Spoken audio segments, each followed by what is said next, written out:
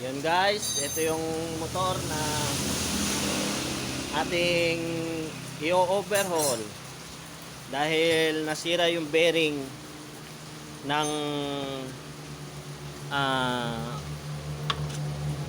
clutch shaft